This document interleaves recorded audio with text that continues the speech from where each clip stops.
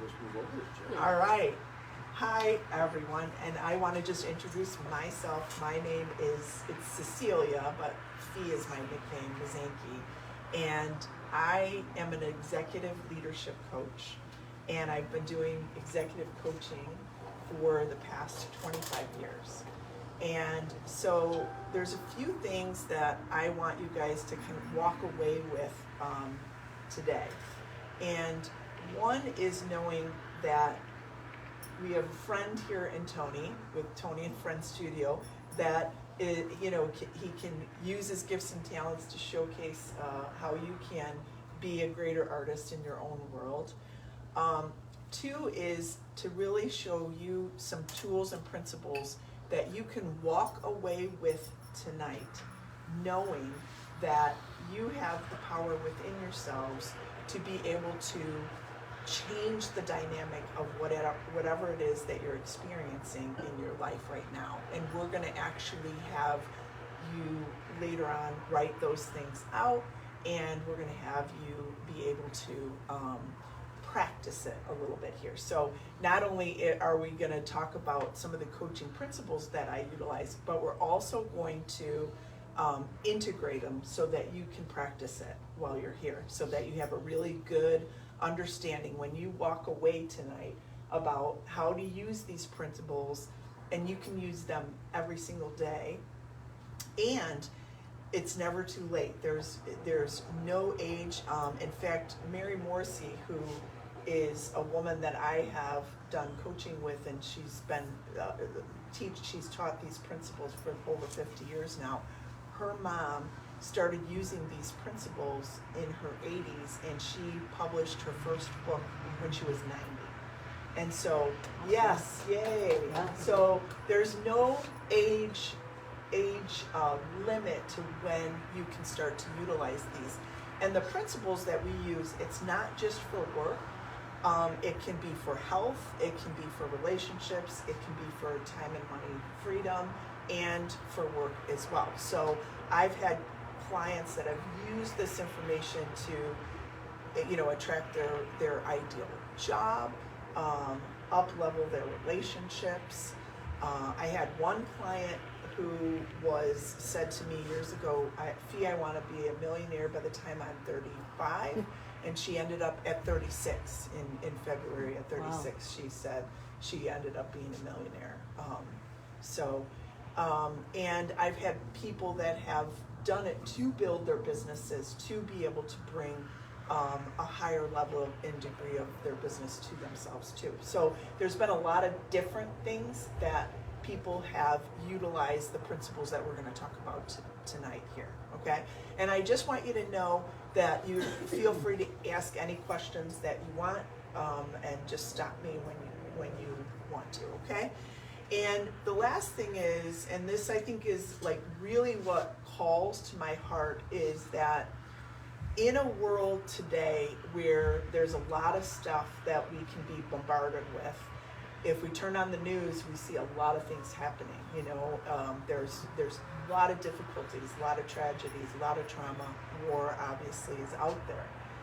What my vision has always been, and I really appreciate aligning here with Tony to just start this, and I think it's going to kickstart and roll, because I've got another talk that I'm going to be doing with the high school cross country team here on Thursday.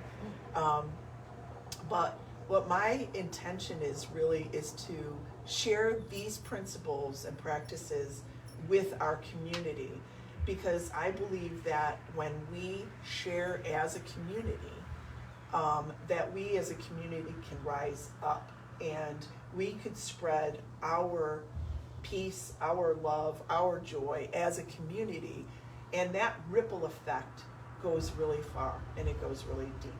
In fact, there's a saying that when a fish jumps out of the water, the ripple that the fish creates, how it creates that ripple in the water, the ripple that the fish creates is 4 times the size of the fish. So when we talk about our feeling of peace or joy or love, whatever that may be, that ripple spreads. Just like, danger and trauma, that, that ripple spreads as well.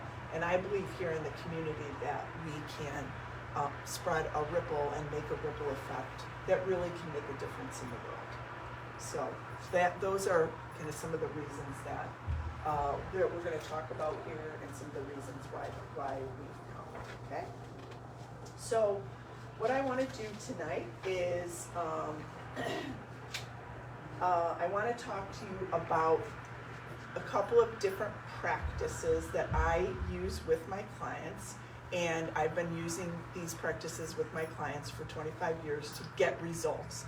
And it doesn't take a long time to get results, but the key to all of this is that you actually do it. You want to practice these things. You want to practice these things. You could lie in bed if you want and practice what I'm going to share with you tonight. And these are the very principles that I use with people. I've had clients across the globe, and they're the very practices that I use with my clients across the globe. So the first practice that I want to talk to you about is called the discovery process.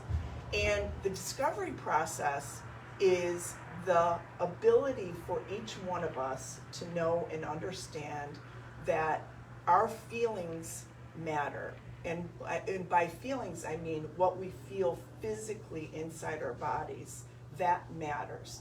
So emotions are what we, there's sadness and anger and, depression, or happiness and joy and elation. But our feeling, what we feel physically, is really important. And it's important for us to start to know and integrate that our mind and our bodies are connected. And as a mind-body connection, we want to understand what allows us to feel both expansive and restrictive. So there's and this is really, really important for you to understand, and here's why. Because we have a nervous system, and we have two different parts to our nervous system. Okay. The first part of our nervous system is the sympathetic nervous system. And the second is the parasympathetic nervous system. So you're probably saying to yourself, V, what the heck does your nervous system have to do with getting results, right? And I'm here to tell you, your nervous system has everything to do with getting results. And here's why. Because the sympathetic nervous system is, what it does is it is fight, flight, or freeze, right? So you guys have heard this, like a mom has a child trapped underneath the car. She gets really nervous, and she has the great ability to be able to pull the car off of the child. That is a really important aspect of our sympathetic nervous system, because cortisol is excreted, adrenaline rises up in our bodies, and we have strength, or we have the ability to do things that we normally, under normal circumstances, wouldn't be able to do. But when there's too much fight, flight, or freeze going on, our body stays in a cycle of just going back and forth of being in this fight, flight, or freeze. And it actually is really unhealthy to be in fight, flight, or freeze.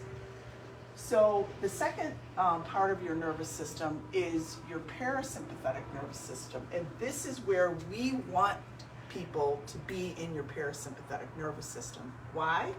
Because your parasympathetic nervous system is rest, digest, and create. And when we get into the rest, digest, create space, we can say to ourselves, or ask ourselves a question, what would I like to create? And when we are at rest, or when we are digesting, able to break things down into smaller parts or smaller pieces, our body is able to absorb things. And so the parasympathetic nervous system is key to being able to get results and create the results that you want. Parasympathetic nervous system and the sympathetic nervous system, it sends out a signal. So the energy that you feel from whatever nervous system you're in, it sends out a signal. So either the signal is, I'm afraid, I'm nervous, there's something that is wrong here, I'm in worry, I'm in fear. That signal goes out, and that signal comes right back to you. So we want to be aware of what's happening inside your body, and we want to connect to the parasympathetic nervous system. The parasympathetic nervous system, that signal goes out, and it says, rest, I'm at peace. Or digest, things are really breaking down very easily for me. I'm able to, have these things like all my life, my thoughts, everything is breaking down to a simpler form. Or create. This is what the signal from the parasympathetic nervous system, what is the signal that we want to send out? We want to send out a signal that we are calm, that we are peaceful, and that our parasympathetic nervous system is going in to help us and support us in creating what we want. Okay? Now, one of my favorite things to teach people is how to know when you're triggered and how to know what to do when that trigger happens. So let me give you guys an example, okay? So just bear with me, this is gonna be fun. So I want everybody to kind of sit back and I want you to relax, okay? And you're gonna see the difference of where our sympathetic and parasympathetic nervous systems come into play, okay? So if you feel comfortable, just close your eyes, take a breath, and exhale. Now, we're getting really close to Halloween. I want you to imagine that you're out on Halloween night. There's a lot of dark clouds out at night. You're on a dark street. You're walking down the road. You're by yourself and you don't have a cell phone. So now all of a sudden you hear a noise and you believe that somebody is walking behind you. And you start to, speed up your gait a little bit and you walk a little bit faster. And you feel that person walking a little bit faster behind you. Okay, now stop. When you used your imagination, you can open your eyes. When you use your imagination in my little Halloween example, trying to be fitting here for, for the season, what did you notice you felt inside your body? What did you feel? Caution. Caution. What does caution feel like physically? Slow down and be aware of what's going on. So it's a heightened sense of awareness. Yes. And when your awareness is heightened, what does it feel like in your body? Do you notice anything physically happening in your body? Suzette? Yeah, your heart. Yeah, your heart starts to speed up. Anxiety, and what does anxiety feel like physically? It makes your heart speed up. Yep. It makes you afraid. Tight. Shallow breathing, tight. Yeah. Nervous, yeah. So that is an indicator, you guys, that the sympathetic nervous system is triggered. You are triggered. Now, what's wild is it wasn't happening to you, right? It didn't happen. But I painted a picture. I drew a very vivid picture in your mind of something that could appear to be very frightening, and it triggered your sympathetic nervous system, right? And you felt the physical sensation of what it feels like physically in your body to do that, right? Mm-hmm. Yes. So we're going to do the same thing. I'm going to paint another picture for you. This time we're going to engage the parasympathetic nervous system. And then what I'm going to do is I'm going to have you guys practice this together, okay? So we want you to just sit back and relax again. And we're gonna see how this one feels inside your body. Yeah, no falling asleep there, Bob. No naps. All right, so inside your body, I want you to just pay attention to how you feel inside your body. Physically feel. Okay, here we go. Take a breath with me. Now, you're on a beach. The sun is shining. There's a gentle breeze that drifts across your face. You smell the saltwater ocean. You feel the warm sand beneath your toes. You hear the seagulls going around around the water, and you're just completely feeling yourself with the sun penetrating your skin and the breeze bringing a gentle coolness to your skin. Okay, stop. Now tell me what you felt in that example. What did you feel? What did you notice? Calmness. Sleepy. Okay, so sleepy, just you relaxed enough to really feel sleepy, like you really were on the beach, right? Yeah. What did Luckily, you, I've been on a beach before. so you can know, you can use that, right? Yeah. Should feel like there, on the feet. Muscles relax. Very good. These are really, really important awarenesses for you guys to notice what you're noticing. And now again, we were not on a beach. We are here in Tony's art studio telling people to come and do some art classes here with Tony. And you used your imagination to paint a picture, or I painted the picture for you, right? I painted the picture for you to use your imagination to say, hey, you're on a beach, and here you go. You feel calm, you feel relaxed. We just engaged your parasympathetic nervous system. This is what we want you guys to be in all of the time. So if you're worried about, what's going on in the world, or if you're watching the news, pay attention to how you feel physically. Or if somebody is gossiping around you, pay attention to how you feel from that. Or if you're worried about a health issue, pay attention to how you feel. Because those feelings, physical sensations inside your body, are sending out a signal. And so tonight, when you walk away from here tonight, I want you guys to have a deeper sense of self-awareness that the thoughts that you hold in your mind, the things that you put in your imagination matter. Because they are either going to make you feel, your thoughts are going to elicit a feeling. A thought is primary, and the feeling, the physical sensation, is secondary. So what I want you to know when you walk away from here is to have this awareness that what I'm thinking is causing a physical sensation inside my body. That sensation is either going to be expansive or it's going to be restrictive.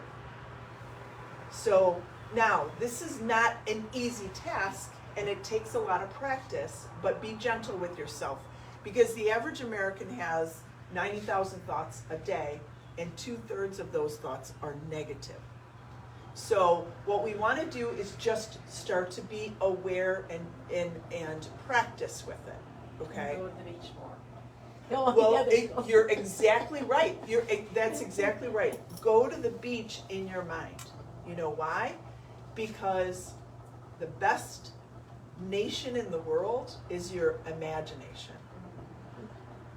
That's the best nation in the world. It's your imagination. So you really want to use those pictures in your mind. You want to paint really important pictures in your mind that allow you to feel expansive.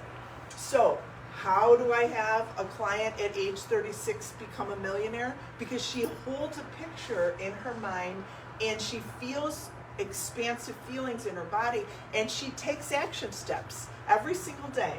And we'll talk about the action steps that you take a little bit later on. But she takes action steps every single day to be able to imagine herself as a millionaire. What is she doing? How is she acting? How is she behaving? How is she feeling? What is she wearing? What are her children doing? These are all things that are really important in the element of engaging the parasympathetic nervous system. Okay? So, do you have any questions about that at all? No? Okay. Question. Yes. That feeling that people report of impending doom, like something's bad's going to happen. I say this, my daughter was saying yesterday, and like, pay attention to that. But I was wondering if that is a trigger with the sympathetic nervous system. Well, like anxiety. Anxiety, yeah. And we live in a world where a lot of triggers are going on right now, and I want to empower people to know. So my question to you is, did anything happen, or did that impending doom happen to her? No. Okay. So a lot of times, if there's a caution, you want to pay attention to like a gut instinct. That's really important. And the question is, did everybody hear the question? If there's like impending doom or anxiety or panic attacks, those types of things, there is something that she can do, and it's really important for you to share this with her. And this is what I share with all of my clients. When anybody is in worry or fear or doubt or anxiety or stress or anything.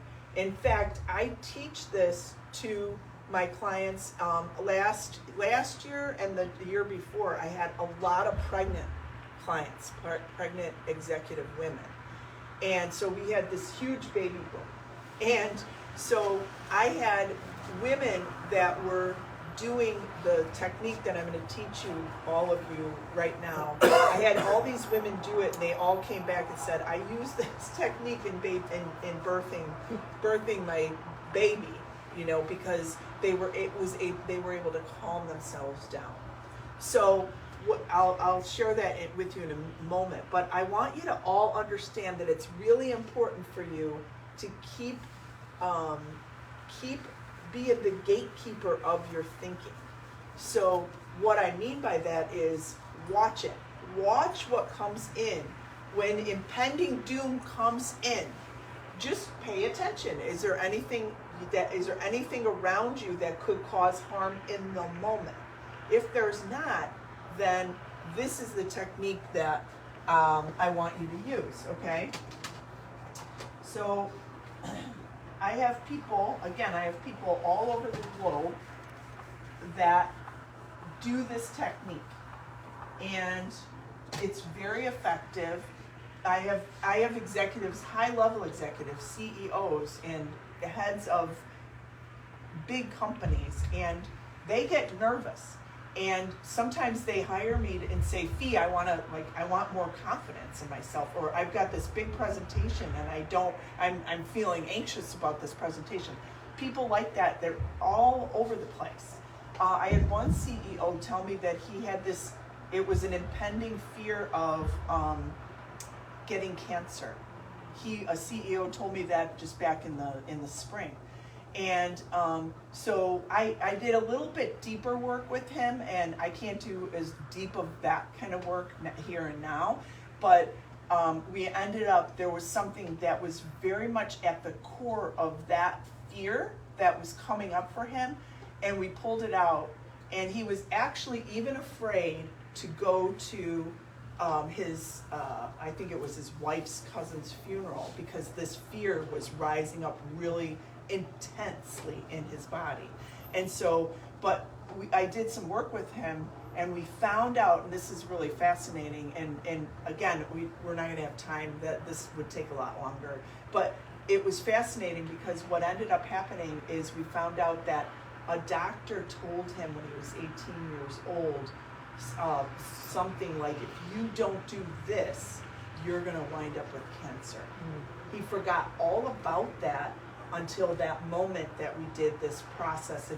It's a technique that when I go deeper with my clients, then that's how we find that stuff out. Oh, see, people are calling already.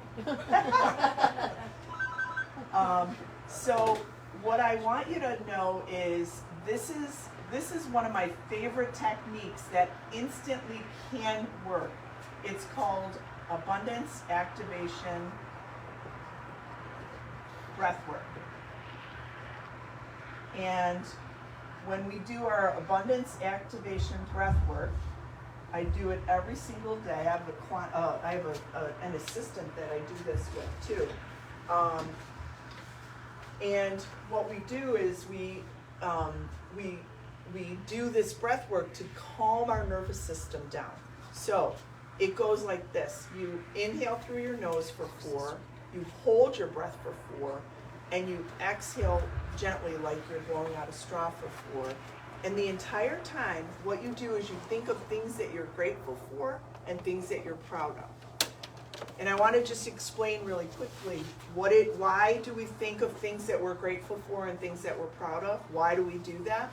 Because gratitude is in direct alignment with abundance.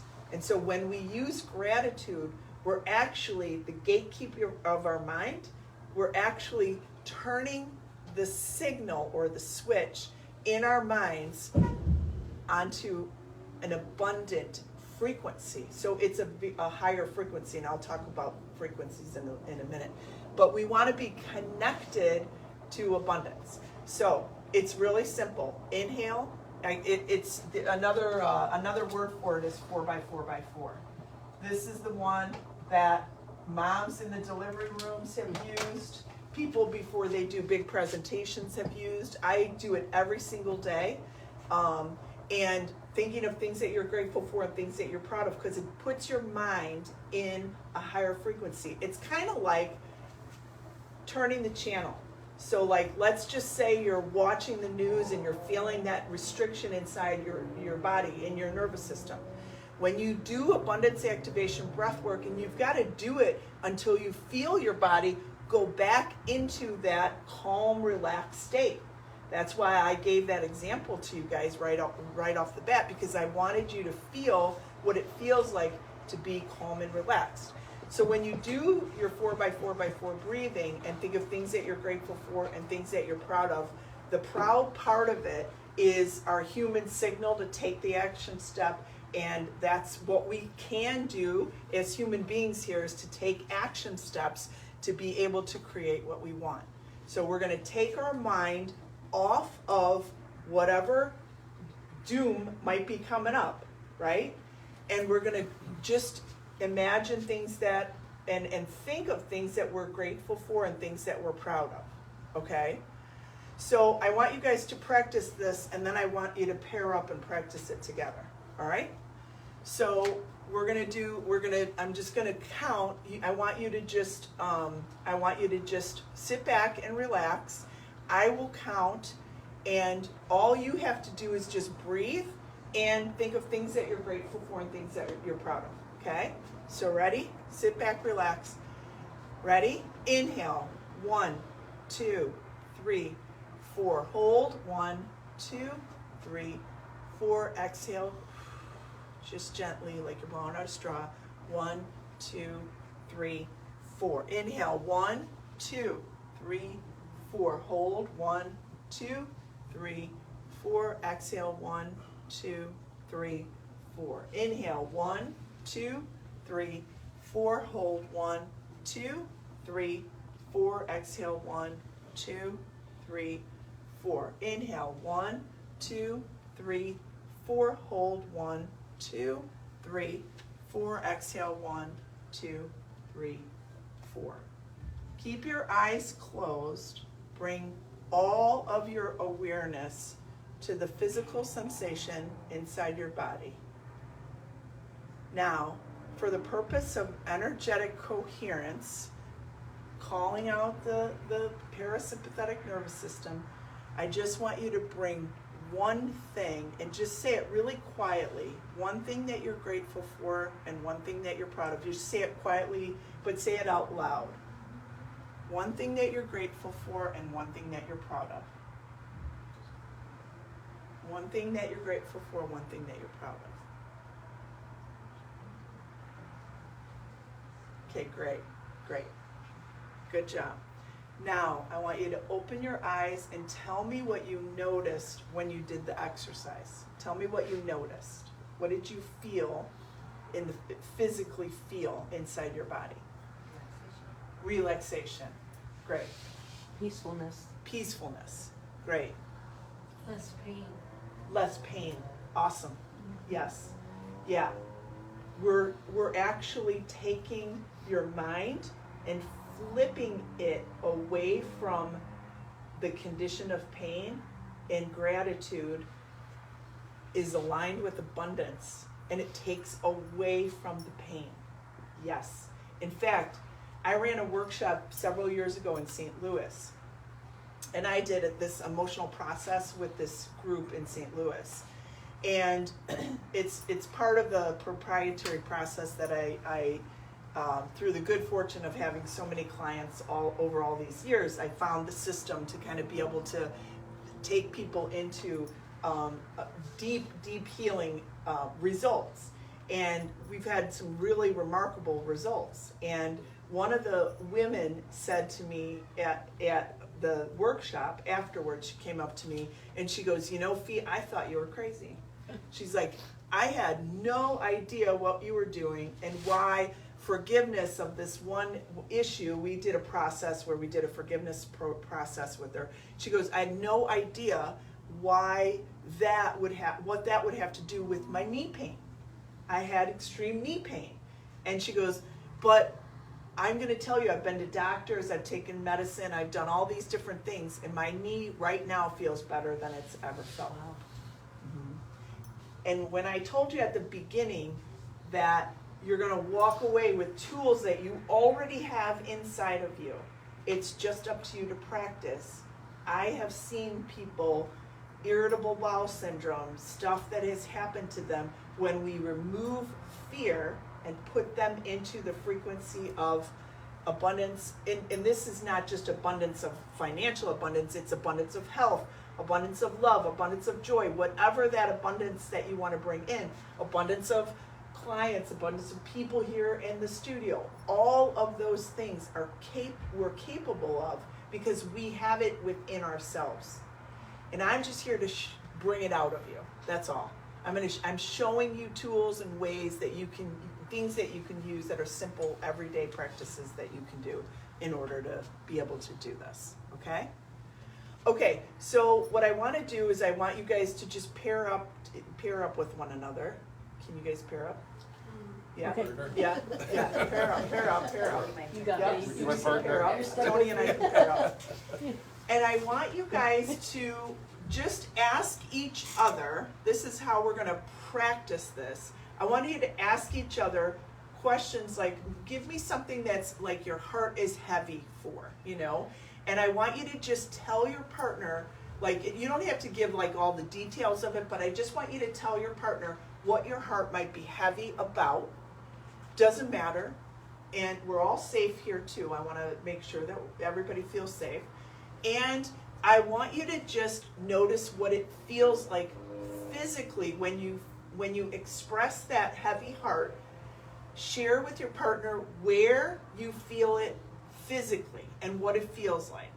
And then we're gonna flip and do it the other way around. Okay? So let's have everybody practice now. And for anybody that might be watching us live or taped, this is something that you can do at home, and you can do with the partner at home as well. We'll do like they do on TV. Yeah, exactly. The baseball players. Yeah, exactly. Okay. With the glove. Okay. Yeah. Okay. No, my deal is I lost my mom. Your face. Okay. Yeah, thanks. She was 97. She had a very rough. I'll tell you, she's really healthy all the way until February. She has surgery. She never really recovered from anesthesia. That's what I think. But she just never really recovered. She recovered from the surgery part. They just removed like a growth, a cancerous growth. It was like something outside. I mean, one thing we could have done is we could just took a bandage, put it on there. She was 97. Said, "Mom, you're 97. You're beautiful." I don't need a surgery. I went through all the options. She said, "I really want to do this." I said, "Okay." Well, that's what we But can do. how I feel is, I always feel That's what we do. when I flip through like that. We've lost some family members. They're really big families. So just Yeah, well, we're getting older. exactly. And so then I was just kind of, I feel, I lose my ad. I just kind of go, I don't want to say down. The word is down. But you know what I mean? I kind of feel deflated. I feel more like I'm just deflated. Like I don't feel like I feel like exactly. The hub of the family. Sure. Oh, yeah. I wouldn't have done it. Well, and my thing is, you know, unless I wanted to do this. once lost my sister, my brother, and then with COVID, the businesses went down, and I lost my job, and I lost it. I absolutely lost. So What'd you do? Sorry. I was in Texas. Okay. So I worked in Chicago For the state or for this for fraternity? no, I worked for counties. Cook, yeah. Like Yeah, Cook County. you know, so Yeah, I makes worked sense, yeah. for a company that bought taxes in the counties.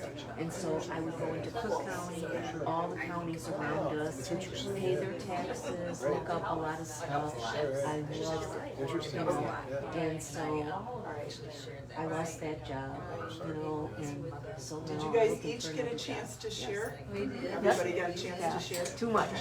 Too much? Oh, okay. Okay. Blabbermouth. Yeah. You got stuck with blabbermouth. Oh, we're good. I'm sorry for you, Bob. We're good. She's all right. She's okay. We're good. So, what She's got her coffee now. Tony and I got a chance to share our hearts with one another.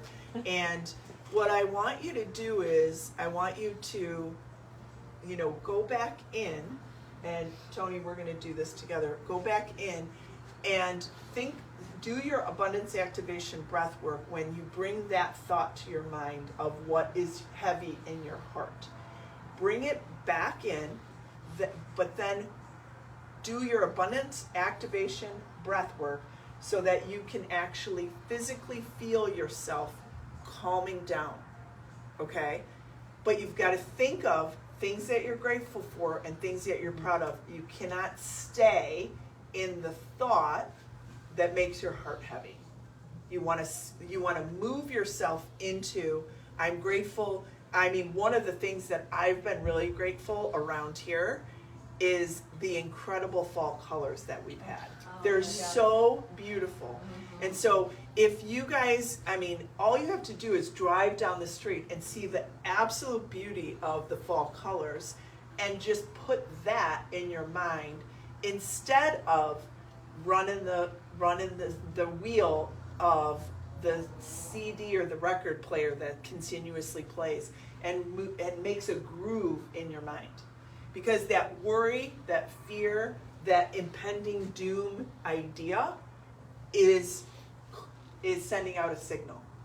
And that signal is coming right back with difficult situations, difficulties in your life. All those things make a difference. But you have the power within yourself to pause and breathe.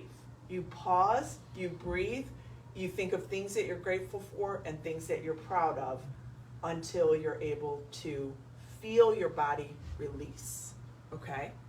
So I want you to just pair up and just do, like each one of you take a turn to count while the other person breathes and let them relax and see what happens to their physical body when they actually relax, okay? So let's do that. At the same So, time? no, just switch off, Breathe in, switch hold off. and breathe out. Okay, I'm thinking. Ready? I'll count. Okay. All right, so you count for me, and I'll think of my heart thing, and then I'll breathe and relax, okay? Okay. So I'll say the things that I'm grateful for, the things I'm proud of. So I am grateful. We have death and disease. I am always grateful that I'm grateful for my family, for the rest of my family, for my kids. So things I'm proud of, I'll use them for proud of. My family, I'm grateful for my friends. I'm grateful for opportunities. I'm grateful for a lot of things. For health. I'm standing here today. And I'm very proud of my kids. I'm proud of mostly my kids. I'm proud of a lot of things. I'm proud of my kids. I'm proud of my wife. I'm proud of family members. I'm grateful you had your mom. Yeah, absolutely. All those years. Yeah, oh yeah, I'm so grateful. Yeah. She's an immigrant. She came from Germany. Oh, wow, that's okay. Yeah, I know, it's why. I just want the person I think I've ever met. There's no one who's ever worked out with her. I'm such a shame. I say that very, she's a business work. I'm sorry, so please, you go. No, that's Yeah.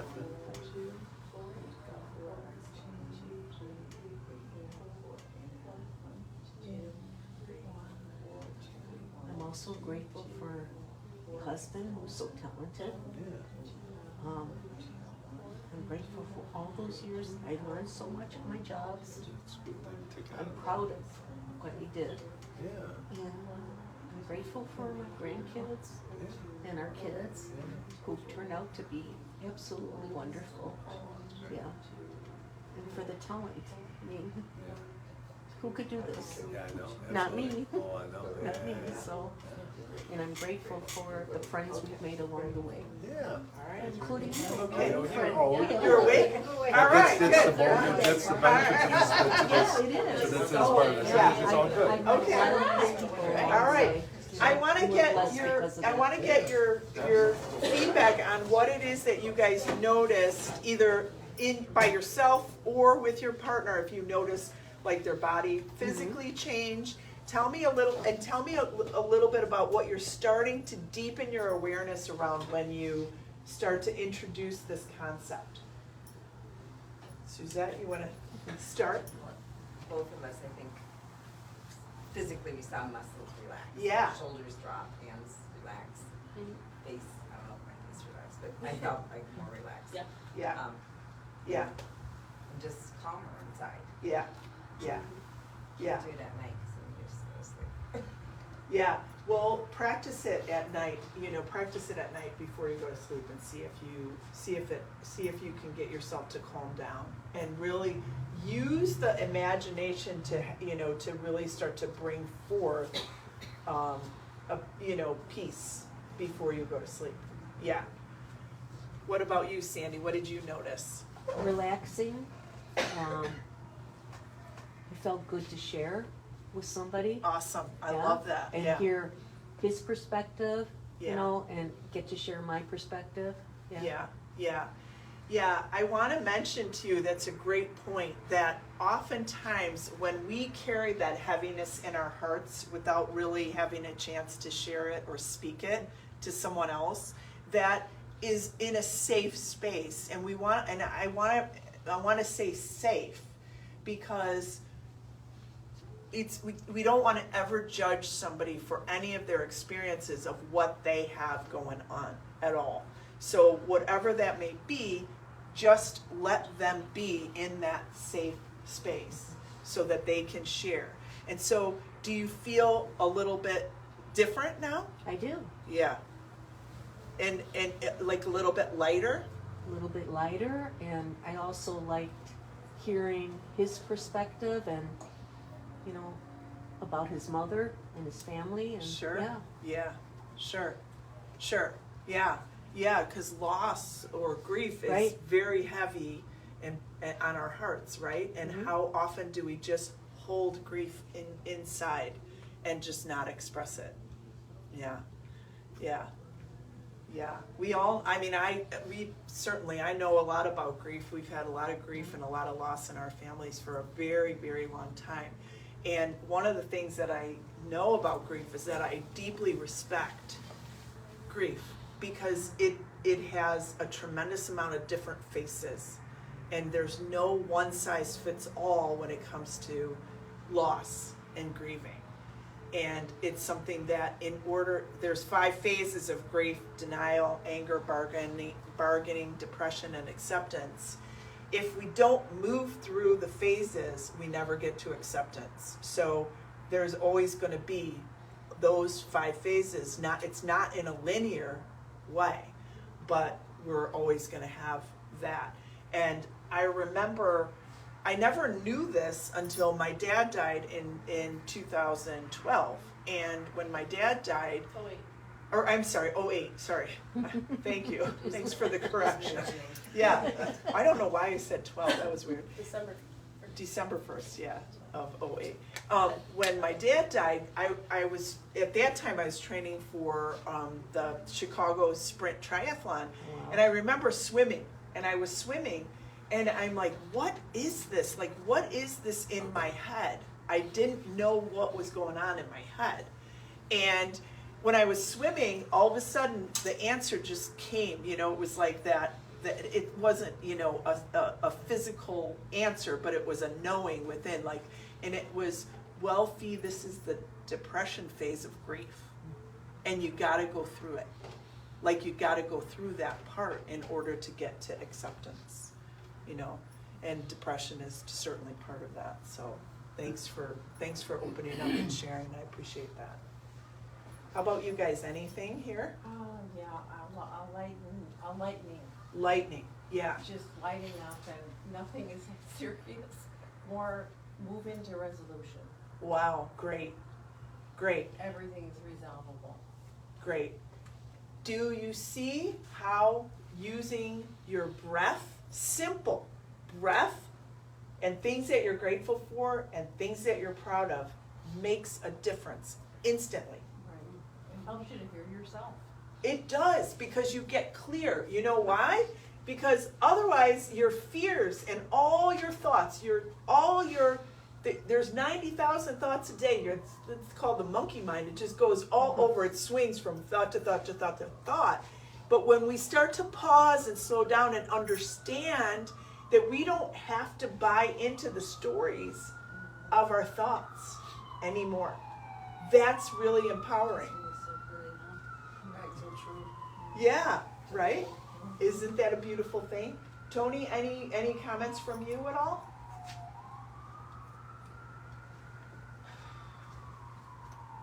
Well, you guys are talking about the loss of somebody, loss of a loved one or whatever, and I didn't tell you what was weighing heavy on my heart. You know, I told you the business. Sure. Yeah. It's actually the loss of my dad when I was 14 years old. Wow. Wow. He had cancer, Yeah. and he lived for 6 months. And they gave him 6 months, and he lived for 6 months. And what weighs heavy on my heart about that is, being 14 years old, I didn't even go into his room to see him. All those 6 months. And so when he passed away, it was the worst feeling I ever had. So what was the feeling? Was it guilt that you didn't go in to see him? Well, or regret? Or what was it? all of those. Yeah. Guilt, regret. Wow. So, yeah, Wow. it was the worst feeling I've ever had. And it's still with you today? Yes, Wow. all these years later. Wow. 14 years old. And I don't know if I'll ever get over it. Well, here, let me just ask you something. Let me ask you something. Do you mind if I ask you something? No, go ahead. Okay. Are you willing to finally let it go? I'd like to, Yeah. but it's difficult because, you know, Dad was everything to me, and, you know. Yeah. And you coached my baseball team, you know. Sure. We always did stuff together. Took me to my first Cubs game when I was 5. You Sure. know, we did so much stuff together, and it's very difficult to. Yeah. you know what, Tony? Thank you for being vulnerable, and thank you for sharing your heart here, because it matters. Your heart matters. It matters to me, and it matters to all of us. Yeah. Can we take a breath? And can you say, Dad, I love you, and Dad, I miss you, and I'm sorry? Can you say that? I have said that several times, but Dad, I love you, and Dad, I miss you. And now here's the big one. Are you ready? Are you ready? Are you willing to finally forgive yourself for holding on to that pain for so long? Well, I don't know if I can. What would I hold don't you know back? if well, it's something that I hate about me by Oh, not wow. doing that. Yeah, And I don't know if I'll ever get over that. yeah. And And so what's that hate doing to you right now? probably holding me back in a lot of things. Yeah, yeah. Well, no, I'm gonna suggest that even if what we have is pain, and I've gone through lots of losses in the past 3 years, I don't quite wanna give it up because that's all I have right now. The person's gone. And so I'm grieving, you know, my sister, my other sister, and Sure. niece. Yeah, We were close, yeah. but we were still different people, separate people. And it's only when I really tell myself, okay, you know, my sister's gone, she's not coming back, you're never gonna see her, it hurts. But it's something to hang on to. Pain is something to hang on to as a feeling. Without the feeling, I'm not sure what, without the pain, I'm not sure what feeling to have. Now, this is pretty recent stuff, not, Sure. you know, but I can see how it would just stay because that's what you have left. With, yeah. In the last, 14 and a half years, Yeah. I've lost my two brothers. Two brothers and a sister. A sister-in-law, and a brother-in-law It's a lot of loss.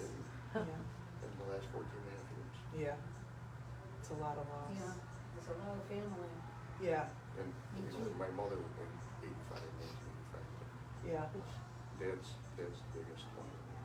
One of the phrases I use for forgiveness, when I'm having a tough time forgiving, whether it's loss or whatever it is, and holding on to it is, if I knew better, would I have done better? And I have to say, you know what, when I think about it like that, of course I would have done it. Of course I would have done it the other way.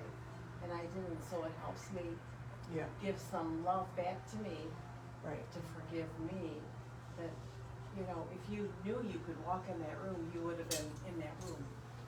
Yeah, but as a But as a 14-year-old, 14-year-old, that's, I have no clue. yeah, So holding ourselves responsible for not having clues is a rough place to be. it's a hostage place. Yes, it is. Holding ourselves hostage from going on because they, being on the other side, which I believe, Sure, are up there cheerleading like, yeah, come on, go. yeah, And I yeah, love to picture them cheering for us and really, you know, Well, encouraging us. all through high school, Dad never saw me play sports. He never had a chance to see me play sports. So all through high school, in football and gymnastics and track and field, I always had that thought in my mind that, okay, he's not here, but he's probably seeing me. Yes. You know, he's Right. probably seeing me do this, and so I would do it as best I could. Just, you know, so I could show him, you know, maybe impress him. So what does that thought do to you, that you feel like your dad is with you in spirit still to this day? Tell Well, me what that thought. That makes me happy.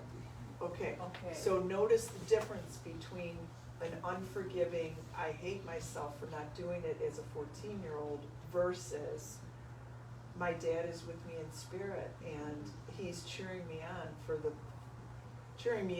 to fill this studio and these paintings that when I talked to you, Tony, and you said in your paintings, You just don't, like, you're just in a different zone. That's your creativity, that's your passion coming forward. That's where we want everybody to be. And so your hatred is holding you back from that. I try to rationalize that I was only 14. Yeah. And, you know, a stupid teenager and didn't do what I should have done. Can we be gentle though and not say stupid, but rather Okay. a confused or an inexperienced, unaware teenager that said, Yeah. as a 14-year-old, how are you supposed to know how to be able to go in and see your dad and talk to him? Because it's scary to see that, right? Yep. It's very scary. Yeah. Yeah. Right? Yeah. So, everybody was up to that, and, I had cancer.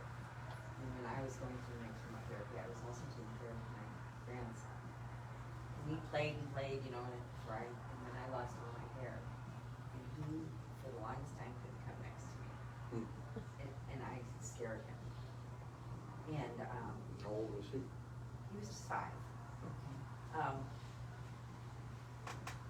But then, I mean, I don't know, just by enough being around, I didn't force him to come by me. I didn't force him to touch me. I scared him. And then eventually he, on his own, like touched my head, my bald head. And he must have resolved it in his own mind, but I understand that. I believe, I mean, your father, you just couldn't handle it. Hopefully he So did. instead of feeling you couldn't handle it, you didn't have the tools to handle it, you didn't have the emotional ability to handle it, it wasn't because you didn't love him. And that's how I felt with him, and I knew. And, you know, if he had made it, he would have seen that too in you. Unfortunately, he didn't. Yeah. And I was the lucky one that did, but I knew, and I'm sure he did too. Hopefully he did. It's not a hope, Tony, he definitely knew. Because in our journey through loss and grief and those types of symptoms, they understand that. They understand that wholeheartedly. And I want you to know that your dad has forgiven you and then some. And I also can say that I currently have a client who lost his dad at age 12. And that client had some business struggles. And he expected, as a 12-year-old, he expected himself to take care of not only himself, but the remaining family members, his mom and siblings, as a 12-year-old. Wow. So he put that burden on him for all these years. And I call this process, this discovery process of where we hold, and you just brought it right up to the surface, Tony. God bless you for doing that, because you brought it up. I didn't ask you, you just brought it up to say, this is a burden on my heart. And just the recognition of that coming from the depths of the darkness in your soul, coming up to the surface, is how we release it. Like Sandy mentioned, that just speaking it out is a way to release it. And the next step in the process is the forgiveness. Because if you knew that your dad was here for you all the time, and if you knew that you could forgive yourself for not knowing how to handle grief or loss or a dying body in front of you, how do you know as a 14-year-old? You don't. You don't know that. Are you willing to finally set yourself free from that? Yeah. Yeah. Tell me out loud, what would self-forgiveness say? What would self-forgiveness say? Can you say it out loud? What would it say? What would it sound like? Self-forgiveness. You're meeting the 14, you're meeting the 14-year-old. This is the 14-year-old that's longing for you, Tony. You're meeting the 14-year-old. What do you, your current age Tony, the adult Tony, what would you say to this young child who didn't know any differently? Probably tell him that I understand. I understand his feelings. I understand why he did not go in to see Dad. Yeah.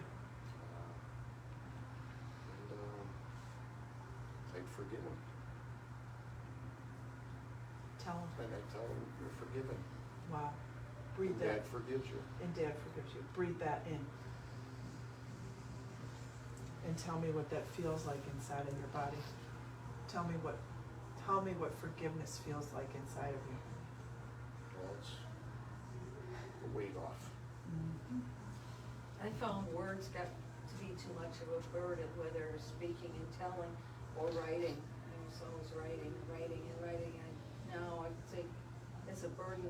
I can't find the right words to get the feeling. So I'm here painting with Tony to try to paint it instead of say it, whether it's talking or writing.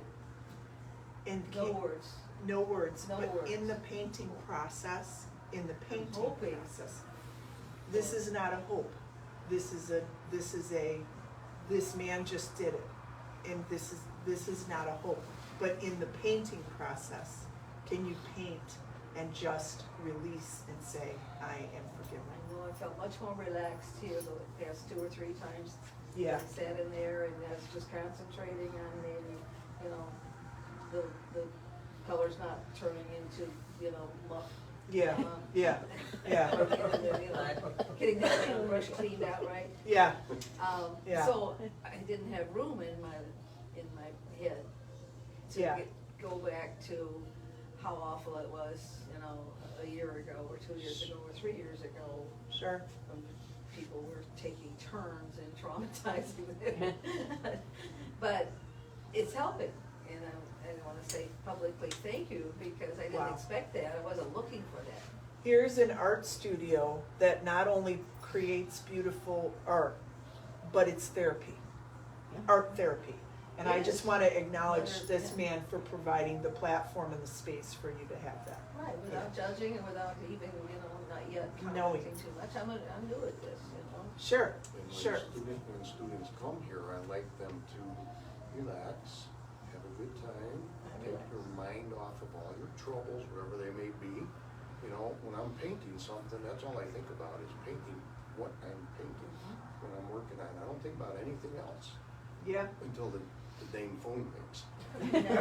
yeah. Interrupts But me. look at what happens in the presence of just being present with your canvas. In the presence of being with your canvas, everything melts away. And that is what abundance activation breath work does. It brings you to the present moment, to think of things that you're grateful for and things that you're proud of. You forget about the problems, right?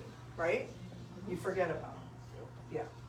So we're trying to bring you back to the present. If you're holding on to something when you were 14, that's a long time. But you just let it go, right? About 150 years. 150 years. I maybe not that long, Tony, but right? But thank you for demonstrating to all of us, and myself included, that grief is a really, really, really difficult thing to experience. And nobody gives us the tools, nobody tells us, not even as adults, nobody tells us that. And I understand that, and I have clients, this client that I just told you about, he let go of his grief and he forgave himself for putting that burden on himself to take care of the family. I'm like, you're 12 years old, how do you know? How do you know? You don't. And I'm here to say that all your feelings matter, but after them, after those emotions come forth, every single time, forgive them. Forgive yourself for feeling the pain at the end. Always 100% of the time. Because that forgiveness pulls the weed out and you want to get present. You want to get present instead of holding yourself hostage from the past. Yeah. Most people take the past and relive it every single day. Day after day after day after day. And it holds you hostage. It's me. Yeah. Right? Most people do that. Yep. And I'm going to share with you guys now. Do you guys need to stand up and stretch your legs a moment, or are you okay? We're okay. Go. You grab a water. You go grab a water. I just want you to stretch. I'm going to share with you guys right now.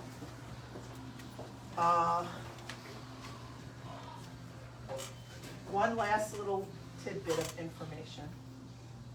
And perhaps we'll do a grief workshop one of these days. Yeah. I think That would be good.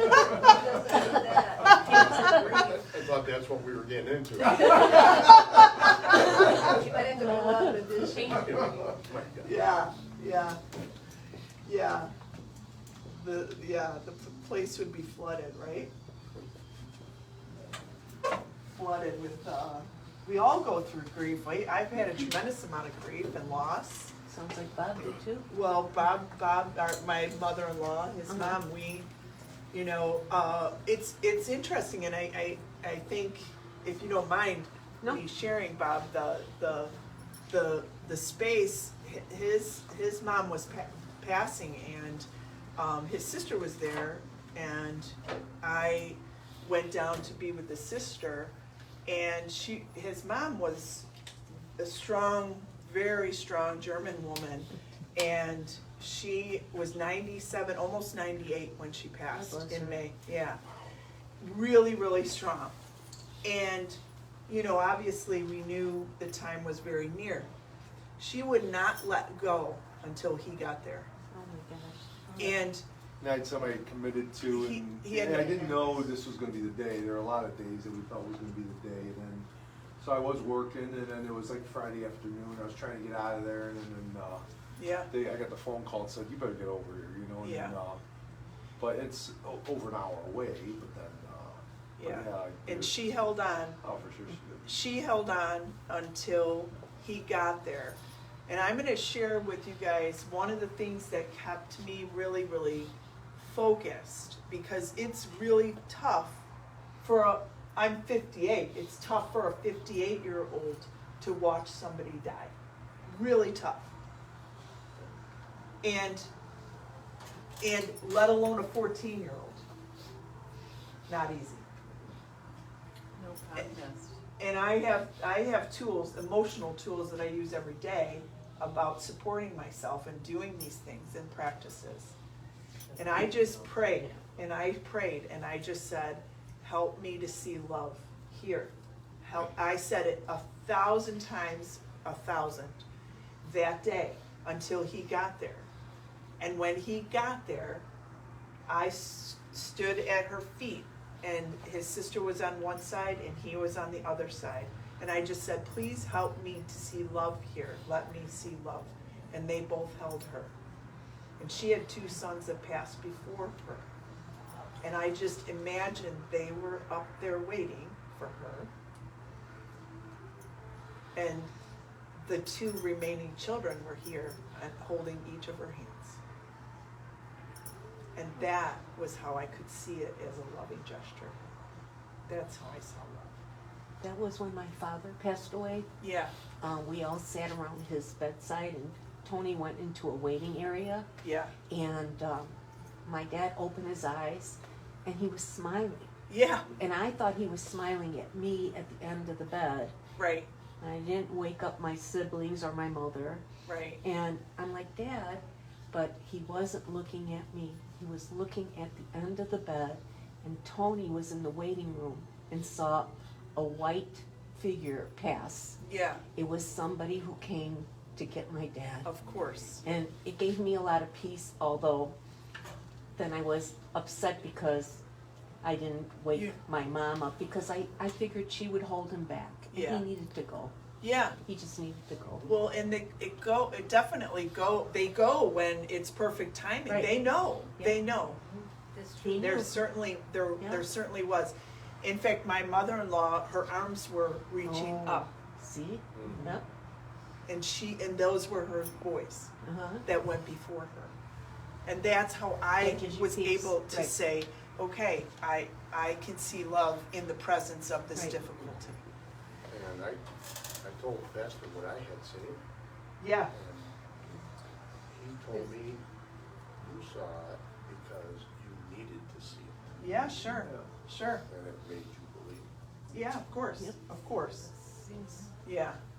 there's a movie called Collateral Beauty, I don't know if you've seen it, Collateral Beauty. I have not seen that. And No, it's about the Collateral Beauty. beautiful, finding the beauty in death, Yeah, ugly death, whatever. yeah, It stayed with me and I recommend it. And Yeah. I looked for when my sister was passing recently, I looked for the Collateral Beauty and I found it. It helped me be peaceful. sure. Yeah. See, now I want you guys to pay attention. Look, there's different experiences where we see beauty in the face of adversity. And my point here is that you can see but you've got to ask. I said, please help me, God, see love here. I couldn't have done it on my own. Right. It wouldn't have happened without the request, but we have to request it. Right. We have to request all of that all the time. So I did not anticipate us going down a grief path, but I always Here we let are. go. I do always let go of whenever I'm doing any work, either individually or in a group, it doesn't matter. But I always just say thank you for whatever is here, whatever, and obviously we've got grief. I mean, I understand it. I lost my brother almost 2 years ago too. It's not an easy thing to go through. But we also can say what we want and what we want to experience when we are grieving. And for my brother, I said to him, this is me just talking to him this way, and I said to him, we were planning his memorial service with my sister and my other brother, and I said, I had to drive an hour home by myself, and so I was like, okay, I need some help here, and I told my brother, I said, you got to tell me that you are here with me, and I put on my Spotify to listen to music all the way home because I was in grief. And the very first song that comes on is "It's My Life," and there's a line in there. It says, "And Frankie said I did it my way," and my brother's name was Frank, and he did life his way. And I laughed out loud. I go, "Oh my gosh, you are here." It was very clear to me. Yeah, very clear. That's great. That's Yeah, great. I still do it to this day. I still get in my car and I'll say, "Okay, Frank, give me another song to let me know you're here." And so instead of looking at the pain of the past or holding the pain of the past, I go into the beauty of what can I use to connect to be able to share in the spirit of where they are versus where I am, and make that connection. And it's always, I will tell you, every single time it happens, there's some kind of song that comes on, and I listen to that song and I go, wow. Strange. It's amazing, it's remarkable, and it just shows you that there's not a huge difference between, Not much of a separation. not at all. There is no separation. I lost a son when he was 41, and I'm sorry. the day he passed, he was right there saying, "Don't take this on." I'm like, "Okay, could I slap you right now?" Yeah, of course. And Yeah. I'm only moving to a different suburb. Wow. And I said, Wow. I still want Could to you say slap that you. again, Sandy? I'm only moving to a different suburb. He said, her dying son said, "I'm only moving to a different suburb." Wow. Wow. So we talk all the time. You talk to him every day? Yeah. Not every day anymore, but for a long time. Yeah. Every day. Wow. Wow. Wow. Yeah. Yeah. Can I just interject one more thing? When I was Sure. talking to Sandy here, I felt so very comfortable with Sandy. Being your And partner. because I've known her so long, I love Yeah. her so much, and I know her so deeply, that I could relax. So if we're, I think a lot depends on the Sure. people around us Yeah. to let us relax. Yeah. Allow it. It's very important to have somebody that you feel safe and trusted in, for sure. You always want to have somebody to share your heart. When your heart is burdened, you always want to have somebody that you feel safe and trusting with your heart. Yeah. Not to everybody. No. No, because you don't, you That don't want to hurts be, too. right? Right. Yeah. But thank you all for sharing your hearts with me here today and with all of us. I mean, I do want you to know, part of this is really about letting go of whatever might be holding you from the business that you want, or from, whatever it is that you want, the relationship, the health that you want, the time freedom that you want, whatever that is. So I'm just gonna explain one final concept that you guys, and I'm gonna pass something out, but I wanna explain one final concept.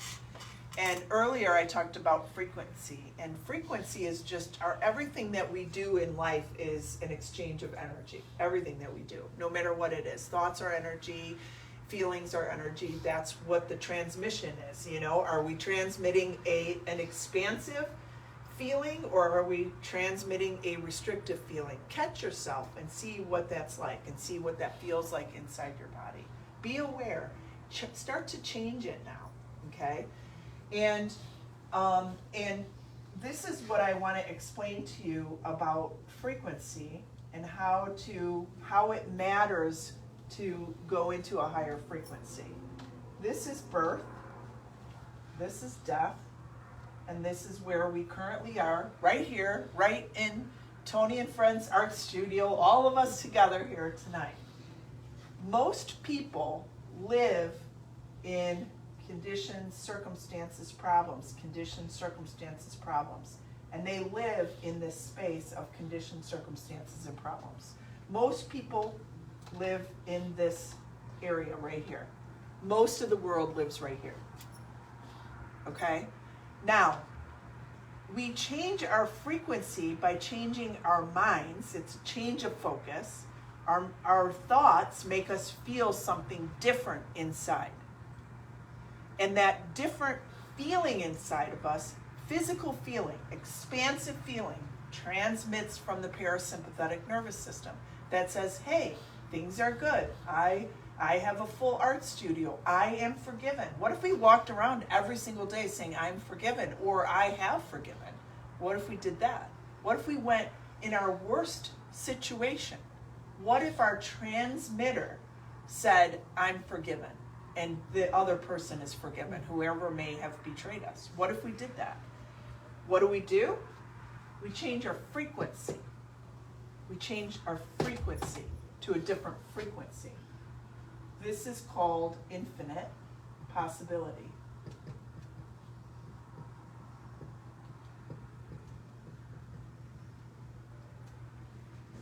So what we want to do is we want to move from this problems, conditions, circumstances. We want to move from this space, and we want to bring ourselves to infinite possibility. Why?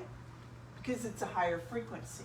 So when we use our abundance activation breath work, when we breathe and think of things that we're grateful for and things that we're proud of, we move ourselves into the possibility of what's possible. Okay? And by the way, the possibilities are infinite. So there's no end to whatever we can have. Ultimately, this is how we work in alignment with God. We work in alignment with the infinite possibility. Okay?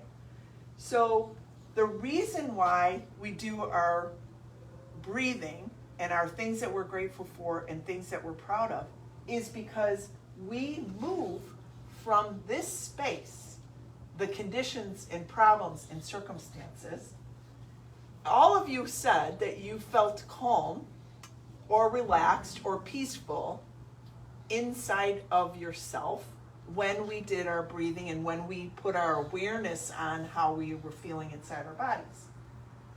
This is where we go, right here. It's a higher frequency. It's a connected frequency. So because the possibilities here are infinite, we can put whatever we want out there. And what we can do is we ask ourselves, what would I love? Why? Because love is the highest frequency that we can connect to. So imagine, if you will, that you're now waking up every morning saying, today's going to be my best day, or I'm going to feel great today, and I'm going to move great today, or I'm going to be in a relationship that feels great today, or I'm going to bring joy today, or I'm going to bring peace, whatever that may be, whatever it is. Or for my executive clients, I'm going to be a really calm, confident leader, and I'm going to be able to deliver this message to my team today. My team's going to communicate today.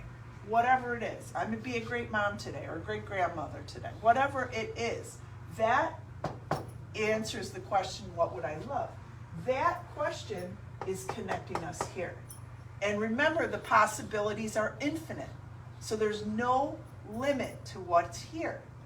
So when somebody wants to be a millionaire by the age of 36, what does she do? She wakes up and she says this: I'm so happy and grateful now that I'm a millionaire.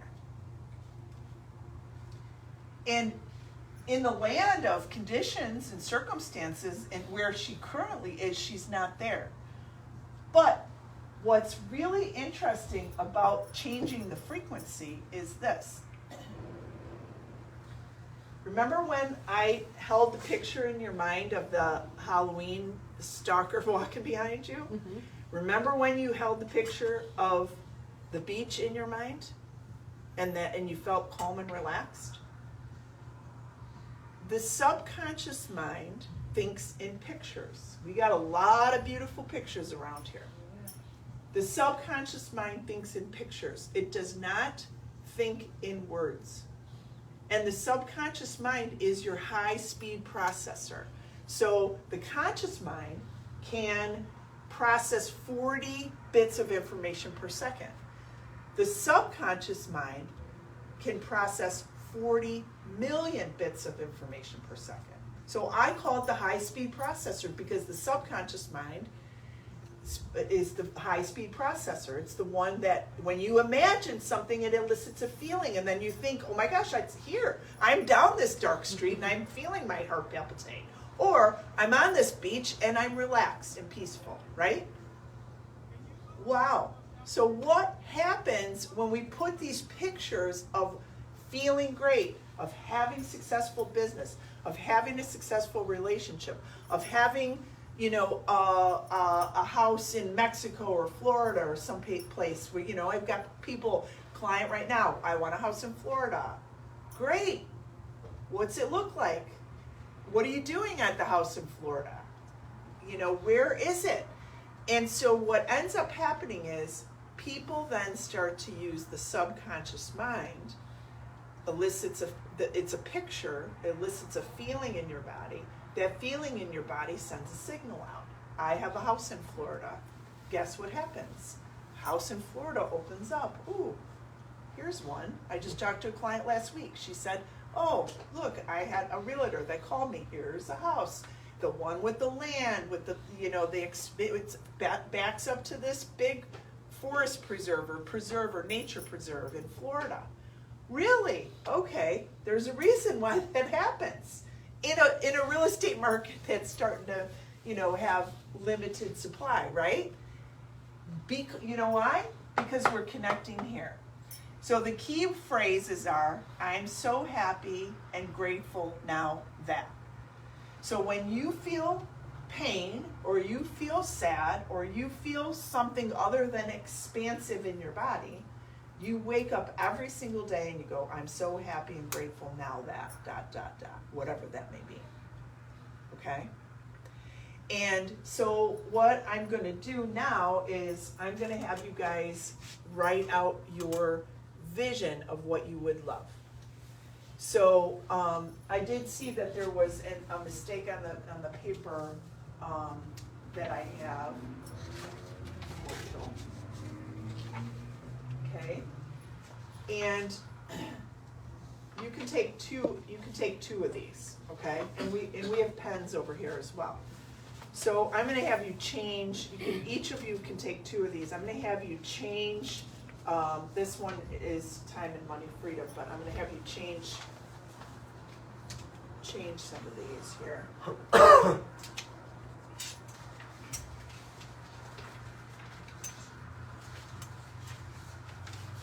Do you guys need pens? Okay. He's gonna get them. Here's yours. He's got pens. Tony's got pens, Bob.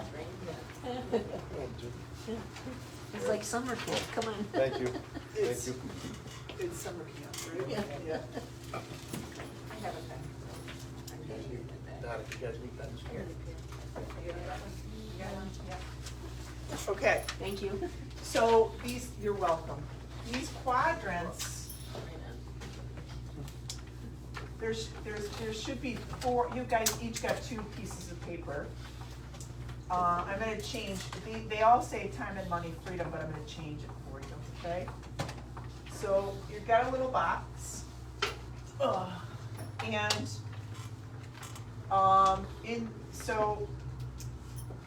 in the first box, I want you to have health,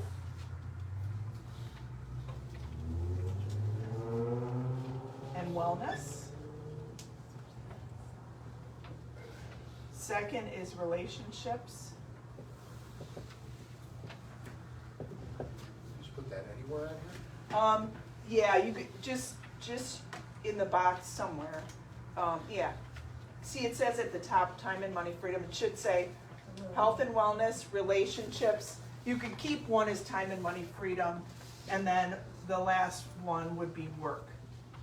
And so what we're gonna do is, I want you to, each of you to write out, and for those that might be watching online or that are gonna be watching the playback of this, I want you to take out a piece of paper and write out, I'm so happy and grateful now that, and what I want you to do is describe how you are feeling and what you are doing in your health and wellness section. So I'm so happy and grateful now that I am waking up with vibrant, dynamic health. I have energy throughout the day. I am able to ride my bike or walk or whatever. You're laughing. I'm happy that I can walk up and down the stairs. There you go. Well, if you want to extend that, you can extend that. Like, what if it's walking up and down the stairs to walking 1 block? Yeah.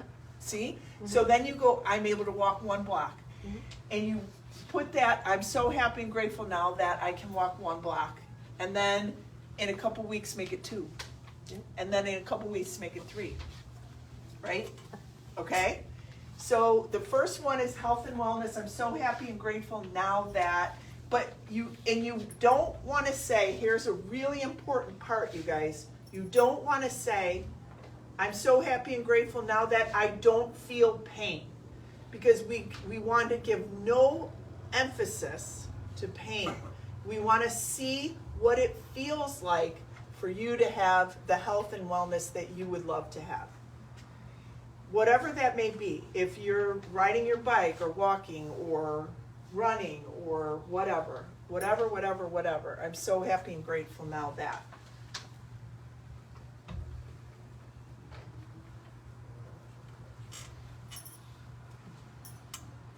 And here's what you want to do too, be as descriptive as possible using all your senses. So remember when I was on the beach? You know, like, let's just say you want to lose 10 pounds. Let's just say that. Just say, my closed fit me and I look amazing in my clothes. And I feel amazing in my clothes. That's an example of what, like, you know, I put on my favorite dress and it looks like this on me. Okay? So you want to be in the space of whatever that is and whatever you're experiencing. I'm so happy and grateful. Again, I'm going to give credit to Mary Morrissey for teaching this stuff because she had a heart incident a couple years ago, and she had to do a lot of weightlifting to build up her muscles. And she's 70 some years old, and she wanted to have definition of her muscles. So one day she comes on, and she's in her 70s, and she goes, what my vision was to have definition in my muscles. And she goes like this, and she's got like this big muscle on her arm in her 70s. I'm like, see, nobody's ever too old to do anything, but we have to change what we're focusing on before we can get the results that we want. Okay? So we're gonna go into, I'm so happy and grateful that my relationships are this and filled with love. Like Suzette's got this cute little grandson, and you know, she can put in there that we do this together, and I'm able to play with him and get down and build blocks with him or Legos or whatever. Get off the floor. Exactly. Getting down is an art. With ease, right? Yeah. Getting up, right. Yeah. But we want to keep everything on the what you would love, not what you don't want. Most people will say, well, I don't want, like sometimes people will say, well, Fia, I don't want this. And I'm like, I know what you don't want, but I don't want to know that. I don't want to know what you don't want. I want to know what you do want. That's what I want. Yeah. Okay? Yeah. And then your work, like what kind of results do you want in your work if you do work, or if you are done working, if you're completed work, then it could be what you do like as a volunteer, or if you're taking art classes here at Tony's Art Studio, what you're doing, what kinds of things you're doing with your creativity on your canvases, right? Whatever that is. And then time and money freedom is really, really fun. Like I can tell you, I've done these exercises and this kind of thing for a long time. And one of the things that I'll just describe it to you in my time and money freedom section, because I always wanted to travel to Italy. Oh. Always, yeah. And Tony and I talked. Oh, yeah. Tony and I talked about Italy and he loves how it. He wants to move there. But you don't want to limit yourself at all. But one of the things that was so interesting, and this is how things happen, is that when you do this work and you don't just get up and say, okay, I'm so happy and grateful that I'm going to Italy. So, like, I would write out these descriptions, and we have friends that have a second home in Italy. Oh my God. Yeah, and so I said we have traveled with our friends Mark and Julie, and we're at their house, and we go down the mountain, and we go get a bottle of wine filled by the local winemaker, because she describes this to us, right? Like she says, you take your little wine bottle and you have the local winemaker fill it up. So in my descriptive, I didn't say we're just in Italy. I said, and we get up and we go down and we go down the mountain. We go to the local winemaker, and this is what we're doing, and we taste the wine. So you imagine yourself tasting the wine. All these pictures are in your mind, right? So they came in last summer and they said, hey, whenever you guys want to come, you come. So I told Bob, I said, well, because both our kids got married within this past year, and I said, well, let's have a celebration, right, of going to Italy. and celebrating that, you know, we arrived here. Everybody's married and they're all settled in, everything's good. So that will be like our gift to ourselves, like an anniversary kind of gift to ourselves. So that did happen, and there was a little wrench in the plans that happened because of that, but so we had to reschedule the trip. But my point is, when you stay in that higher frequency of infinite possibilities, things present to you that you would normally not get when you're stuck on the plane of problems, conditions, and circumstances. So it's not an accident that they all of a sudden came and said, hey, you know, do you want to come to our house? Of course, because I had been envisioning it.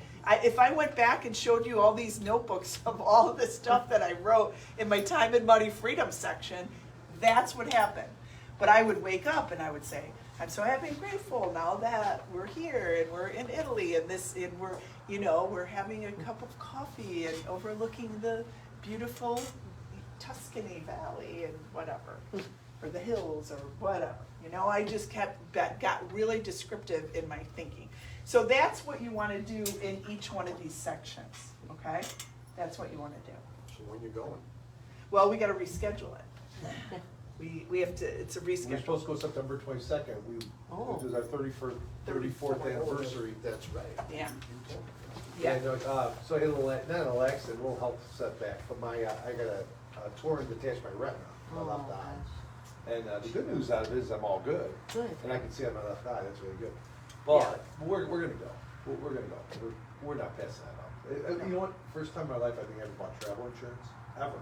First time in my life I ever canceled a trip, ever. And it was this one, and it's no big deal. We're gonna get travel insurance. It's gonna be okay. It's all gonna be good. Good. Yeah. So We go spring is just as nice as fall. Yeah. Yeah. So the trip is Winter's not there. bad either. Yeah, or winter, right? Yeah. Don't go in the summer, it's hot. Yeah, we're probably gonna stay away. Just, yeah, spring or fall, yeah. Right. September. It'll be beautiful. Or Yeah. actually, anytime. Well, the point of it is like so I want you guys to imagine, now this is my vision, not yours, but I'll just share with you. Imagine every day waking up and saying, I'm so happy and grateful now that I'm in Italy, we're having a great time, we're having some delicious meals and seeing the sights all around, that sort of thing. And drinking the wine that's from the local winemaker. Imagine how that would feel physically inside your body. Very, very beautiful, wonderful, joyful, right? Those are the feelings that you want to stay connected to. That's what you want to stay connected to. You don't want to be in that, you know, am I afraid? Am I going to get this? Is this going to happen to me? Am I going to go here? Am I going to, whatever. When you start, and those things are going to come. All those thoughts are going to come. They come to me. They come to everybody, right? Like that's what we're here, that we experience those thoughts of fear in our minds all the time. But when you start to notice that happening, you breathe, you pause, you breathe, you think of things that you're grateful for and things that you're proud of, and you ask yourself, what would I love? And the final step, the final thing, and this is from your worksheets, and I want you to take these home and practice with it, is the final thing that you do is you ask yourself, what's one action step I can take with where I am, with what I have in service to this vision? So, for example, and if I'm using the Italy vision as my example, what's one action step I can take with where I am, with what I have in service to the vision? Well, one of the action steps was, hey, Julie, we're thinking about coming out. How does that sound to you? You know, that was an action step. It can be very small, but you want to take the action step as if it's already done. It's already a done deal. Like, I've got the health that I want, and therefore I can sign up for, you know, the walking class that I'm going to take, or whatever that may be. Whatever it may be, can be very small action steps. But if that's how you stay in tune with the frequency of what you want. Okay? Yeah. Take the action steps in service to that. And there are days where you're not gonna wanna take an action. There are days where it's easier to sit on the couch.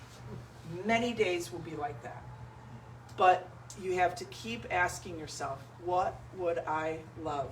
Not what am I doing? Why am I feeling so sad or depressed or angry or anxious? But what would I love? That's the key question to ask yourself. Okay? Okay. I don't know where we are time-wise, almost up, right? I just want to ask, are there any questions about what we covered today? Any questions? How do you guys feel about what we covered? It's how I live. It's how you live? It was very good. It's empowering. Just a small Small. example. I had a dream. Yeah. I was in New York City on a street corner of Broadway, and I was going to see a book agent. I was wearing a green dress. And this was probably 8 months ago. Yeah. Bought the dress right away Awesome. and went 2 weeks ago. And it was awesome. It was the best thing I ever Oh. did. And so I'm still jazzed about it a month later. It gave me so much energy. Good for And you. led me to some other things that are next. See, that's exactly that. Wonderful. Wow. It's gonna be great. Wonderful. I'm making a chapbook. There's poetry and photography of that trip coming next. And then something else. Yeah. Nice. You're gonna like it. Wow, that's beautiful. Good. Keep going. That's great. I gotta- That's a great because example. I tend to get lazy and then I don't get that photograph crop that I know I want in there. Yeah. I've already planned for it. Right. But I have to crop it or, do it. do Right. something. Right. It's And small. that's the- I'm lazy and sick half the time, so. Well, and so listen to your words. I'm lazy and I'm sick. And so what does it make you feel? Not motivated. Exactly. So then I go have coffee with Sandy, and she says, yes, you're onto something here. See? And she stands up for me, and Tony helps too. Yeah. I mean, your I got an words. idea for you about your business. Great. See? See? Yep. See what we're talking about? Look what we're saying, Tony. I live this, This- and it works. yes. Like crazy. It works because we all have access to the energy and power that this holds. It's the focused. exact opposite of justifying the life we have. We live the life we want Right. Yeah. in our heart. Right. The past is all about justifying, oh, I had this, I had that, I didn't, I wish I would. Yeah. Done, Yeah. over. Just Yeah. being here tonight, I don't take that as an accident. I take it as a sign that I'm supposed to follow what I'm doing, that I haven't even mentioned, but it's there and it's coming soon, so. It's never an accident. So Never. thank you, I wanna say thank you. You're welcome. Thank you for showing up. Thank you. All of you, thank you. It's for very showing up. empowering, Yeah. your words. Thank Not you. to think about the negative, but to focus on the positive. Yeah. And Yeah. to go from there. Yeah. Yeah. And it's really more beyond just the positive, energy or thinking. It's really about being. It's a being. It's a way of being. So that and it takes practice to really bring every cell of and every fiber of your body in tune with this, but it is possible to be able to do that. More beach time. Yes. You Beach start time, knowing, yeah. you start You knowing, start that's now not an, saying, more beach time. you Yeah. know, your painting I bought with the lighthouse and Portland headlight scene. That was all one of those adventures, and I have your lovely painting hanging still to Okay, remind me of how well this works. Yeah. good. Yeah. Well, thank you for sharing, and thank you Yeah, all thank for you. thank you all for coming. Thanks for the people that have been watching or that will watch.